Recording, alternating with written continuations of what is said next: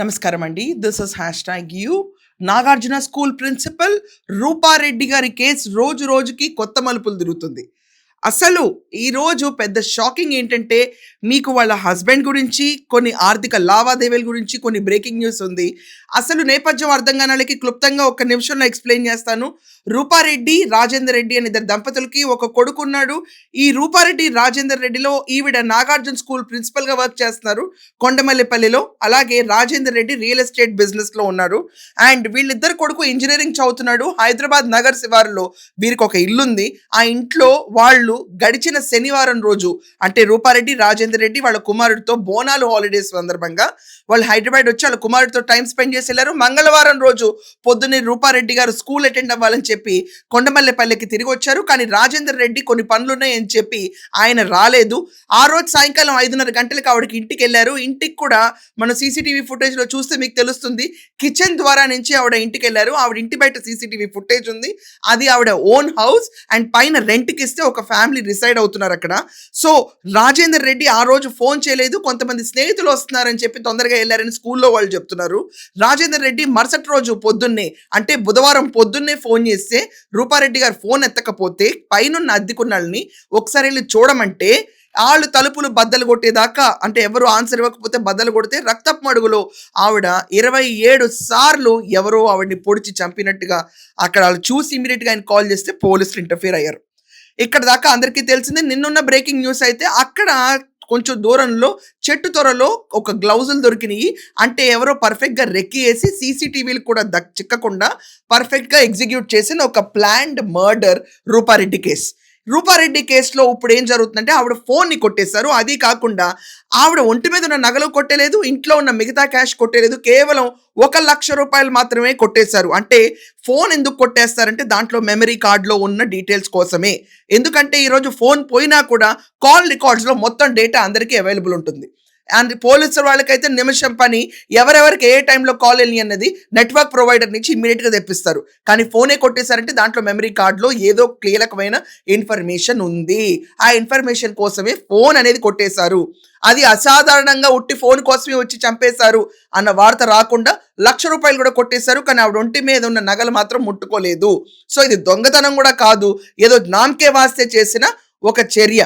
ఇక్కడ ఆవిడ రిపోర్ట్స్ అయితే వచ్చినాయి, ఫారెన్సిక్ రిపోర్ట్స్. ఆవిడ రిపోర్ట్స్ చూస్తే మాత్రం ఎవరో చాలా కసిగా చంపినట్టు, అంటే మామూలు మర్డర్కి ఒక అటెంప్ట్ అంటే లిటరలీ ఒక ఫోకస్డ్గా ప్రాపర్గా చేసిన మర్డర్కి డిఫరెన్స్ వాళ్ళు చెప్పగలుగుతారు. కాబట్టి ఇది చాలా వెహిమెంట్గా కసిగా చేసిన మర్డర్గా ఈరోజు అది బయటకు వస్తుంది. ఇది కాకుండా విచిత్రం ఏంటంటే అదే రోజు ఏ రోజైతే రూపారెడ్డి సాయంకాలం 5:30 నుంచి రాత్రి 8 గంటల లోపు ఆవిడని హత్య చేశారని పోలీసులు అన్నారు. వెయిటర్ ఆయన అన్న టైం లిమిట్ ఒక్కటే వేయండి ఇక్కడ పోలీసు వాళ్ళది. 5:30, 5:40 తర్వాత ఫోన్ ఆఫ్ చేశారు.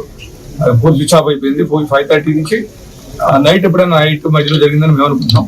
సో ఆ టైంలోనే హత్య జరిగింది. ఆ టైంలోనే మొబైల్ కూడా తీసుకెళ్ళిపోయారని పోలీసులు నిర్ధారించారు. ఆ రోజు అక్కడ ఒక ఎర్ర చొక్కా వేసుకుని ఒక యువకుడు అక్కడ కనిపించాడు. అతని పైన కూడా నిఘా పెట్టారు. ఎవరు అతను అని చెప్పి సోదాలు తీస్తారు. అండ్ ఈ మర్డర్ చేసిన వాళ్ళు 20 నుంచి 35 ఏళ్ల ఏజ్ గ్రూప్ మధ్యలోనే ఉంటారు అని చెప్పి వాళ్ళు అంచనా వేయగలుగుతున్నారు. అక్కడ పొడిచిన ఘాట్లు అన్నీ చూస్తే మనకు అర్థమవుతుంది. వెనక వాళ్ళ తలపైన కూడా ఒక తీవ్ర గాయం, అంటే తలపైన కూడా కొట్టారు ఆవిడ్ని.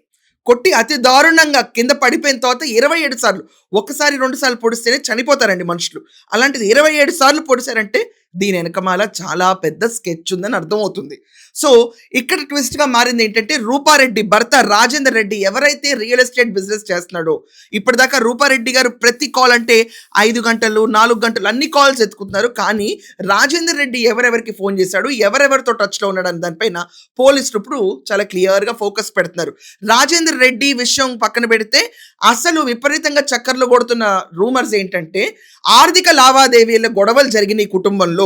సో కుటుంబంలో ఆర్థిక లావాదేవీలు జరిగినాయి కాబట్టి కుటుంబ సభ్యుల్లోనే కొంతమంది ఈ పని చేస్తుంటారని భావిస్తున్నారు పోలీసులు. ఎందుకంటే ఎక్కడైతే మనీ ఉందో డెఫినెట్లీ ఆవిడ ఇల్లు, ఆవిడ రిచ్నెస్ చూస్తుంటే ఆవిడ ఒక ప్రిన్సిపల్, దాని తర్వాత సొంత ఇల్లు వాళ్ళవన్నీ డెఫినెట్లీ వెల్ టు డూ ఫ్యామిలీలాగా ఉంది. వాళ్ళ ఇంటి పరిగణాలన్నీ మీరు చూస్తే మీకు అర్థమవుతుంది. ఆర్థిక లావాదేవీల కోసమే ఇక్కడ హత్య జరిగిందన్న ఒక రూల్ అవుట్ సిచ్యువేషన్ వస్తుంది. 50 మంది దాకా విచారించారు. ఇప్పుడు దాకా అనుమానంగా ఉన్నది.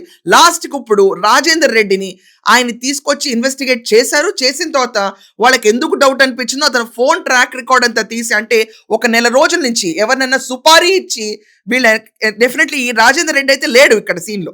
అండ్ ఎవరికి తెలియదు ఆవిడ 5:30కే ఇంటికి వస్తుందని. అండ్ ఇంకెవరికి తెలియదు ఆ సీసీటీవీలకు దొరకకుండా పెరట్లోంచి ఎలా వెళ్ళాలన్న విషయం సొంత ఇంట్లో వాళ్ళకి తప్ప బయట వాళ్ళకి అంత తెలిసే ఆస్కారం ఉండదు. ప్రాపర్ రెక్కీ చేయాలి, లేకపోతే ఇంట్లో వాళ్ళని ఇన్ఫర్మేషన్ ఇవ్వాలి. అండ్ అది కాకుండా ఆవిడ మొబైల్ ఫోనే తీసుకెళ్ళిపోవాలి, ఏ దొంగతనం చేయకూడదు అన్న విషయం బయట వాళ్ళు ఎవరు చేయరు. రాజేందర్ రెడ్డి మాత్రం ఆ రోజు క్లెవర్గా హైదరాబాద్లోనే ఉన్నాడు. ఆయన ప్రతిసారి తిరిగి ఈవిడతో పాటే వస్తాడంట, కానీ ఈసారి మాత్రం రాలేదు. ఆయన హైదరాబాద్లోనే ఉన్నాడు అక్కడ. సో రాజేందర్ రెడ్డిని ఇన్వెస్టిగేట్ చేసిన తర్వాత వాళ్ళకి ఎందుకు డౌట్ వచ్చిందో ఆయన ఫోన్ లాగ్స్ అన్ని తీసి విచారించాలని డిసైడ్ అయ్యారు. ఇది కాకుండా రాజేందర్ రెడ్డిని మోస్ట్లీ రిమైండ్లోకి తీసుకోవచ్చు, వాళ్ళ భర్తని తీసుకుని ఆయన్ని ఫర్దర్ ఇన్వెస్టిగేట్ చేయొచ్చు. ఇది కాకుండా 20 నుంచి 35 ఏళ్ళ ఏజ్ గ్రూప్ వాళ్ళకి ఎవరికైనా సుపారీ ఇప్పించారా, ఈయన కాకపోతే ఇంకెవరన్నా కుటుంబ నేపథ్యంలో ఆర్థిక లావాదేవీల వల్ల గొడవల వల్ల సుపారీ ఇప్పించారా? ఎందుకంటే ఒక ఫోర్స్ అండ్ ఎఫర్ట్, అంటే ఎంత ఎనర్జీతో వాళ్ళు చంపారనేది తెలుస్తుందండి.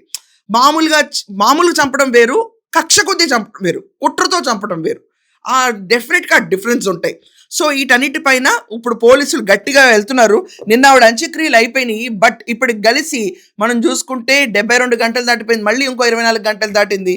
ఇంకా ఎప్పటిదాకా నిఘా రాలేదు బయటకి. బట్ రాజేందర్ రెడ్డిని మాత్రం రిమైండ్లోకి తీసుకుంటారు అన్న వార్తలు గట్టిగా వస్తున్నాయి. We all should wait and see and let's pray for her soul.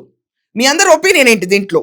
అంటే రాజేందర్ రెడ్డిని ఈరోజు ఆయన ఫోన్లోకి తీసుకుని ఆయన రిమైండ్లోకి తీసుకుంటున్నారంటే, అది కాకుండా ఇది చాలా కసితో చేసిన మర్డర్ అండ్ ఫారెన్సిక్ రిపోర్ట్ వస్తుంటే, అండ్ ఆర్థిక లావాదేవీల వల్ల కుటుంబంలో గొడవలు జరిగినాయి అంటే ఎవరై ఉంటారు? దీని గురించి మీకేమన్నా అనిపిస్తే ఖచ్చితంగా మీ ఒపీనియన్స్ కమెంట్స్లో రాయండి. That's all for now.